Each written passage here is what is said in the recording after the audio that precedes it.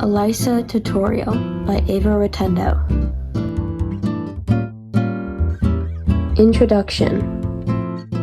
What is ELISA? Well, to start off, it stands for Enzyme-Linked Immunosorbent Assay.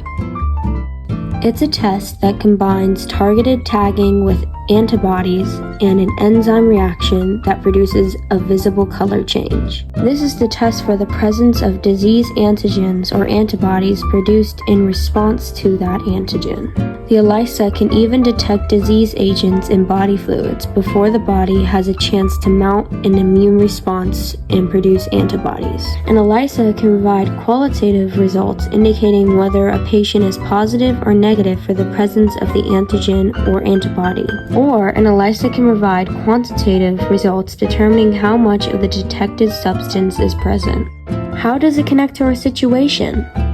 There is a dorm room outbreak with an unknown cause. We just completed a blast test which told us it's bacterial meningitis, but it wasn't 100% accurate.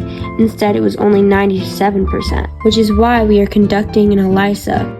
They are always 100% accurate, making us know the cause with no doubt. The steps of the test.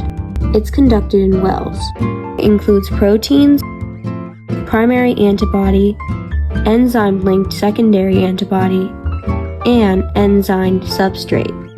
Experimental sample is added to the wells. Proteins bind to the walls of the well. Detergent washes out unbound protein and blocks the remaining surface of wells.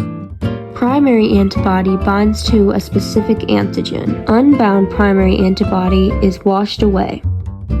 Secondary antibody that has an enzyme-linked colorimetric tag attached is added to the wells and binds to the primary antibody.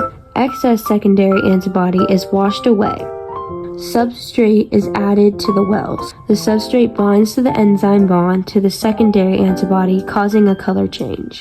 A color change indicates that the antigen being tested for is present in the sample.